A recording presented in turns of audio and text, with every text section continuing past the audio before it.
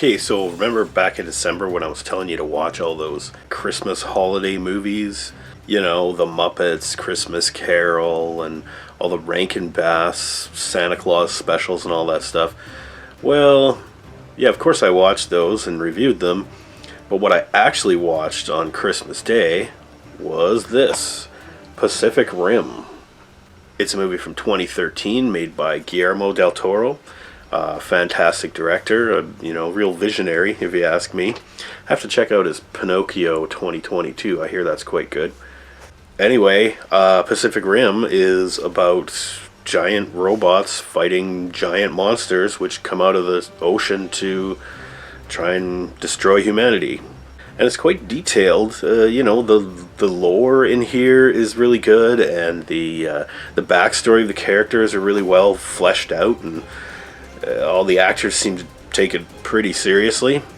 The visual effects are truly amazing, far superior, I think, to the 2014 Godzilla. Maybe technically there might be some better stuff in 2014 Godzilla, but you couldn't see anything. And there was like 8 minutes of Godzilla in a 2-hour movie. That's ridiculous. This one is jam-packed full of giant monsters and giant robots, and yeah, there's a lot of human stuff going on in there too, but the stories are more engaging than Godzilla 2014. It doesn't go for the realism angle, it goes for the fantastic. You're not going to sit there and pick it apart and analyze every little part of Pacific Rim, just like you're not going to do that with Star Wars, are you? No, this is meant to be a spectacle. This is meant to be fun. It's big, loud, and colorful, and lots of crazy crap going on screen, and amusing characters. I guess I should mention the acting in here. There's a few stars that you would probably recognize. Idris Elba being the main one, and this is one of the few movies I actually kind of like him in, because I'm not a huge fan of that guy. I think he's a severe overactor, but it works here. He plays the hard-ass commander of the giant robot squad. Also, Charlie Hunnam. This is really the only thing I've ever seen him in, and he just seems kind of flat and boring and not a great actor. I know he did that King Arthur thing. No interest in that, really. But he does well enough for this movie. His female co-star, however, I don't know her name. I'll put it up there if I look it up. And she's pretty terrible, actually. A beautiful lady, and she can do some martial arts moves and things like that. But I just didn't get any life out of this character at all. Of course, you get Ron Perlman makes an appearance in there. Ron Perlman is Ron Perlman. It's good in pretty much everything. You get Charlie Day, plays one of the scientists in there. He's pretty funny. He's actually one of the highlights of the movie. He's kind of a Weasley, but still likable character. Gets a lot of funny lines in here. He's got a sidekick scientist. Don't remember his name either. He'll probably get a caption as well. He was good. Oh, and the other supporting characters in there are pretty good. The Australian guys, the one guy that's just a bully and a jerk and whatever, and his grumpy old dad. So it's a well-crafted movie and well-directed movie. Even the human parts. Now, the meat of this movie is, of course, the giant robot / kaiju battles, and they're actually called kaiju in this. They refer to the giant monsters that are coming up out of the ocean. They call them kaiju, referring, of course, to Japanese monster movies. And the robots are actually called Jaegers, which means hunter in German. Is that right?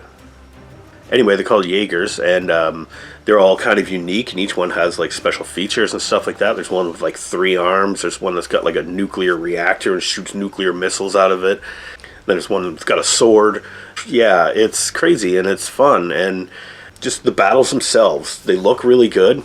All of the kaiju have this kind of bluish glow to them, which actually allows you to see the monsters a little bit better than you do in something like Godzilla 2014.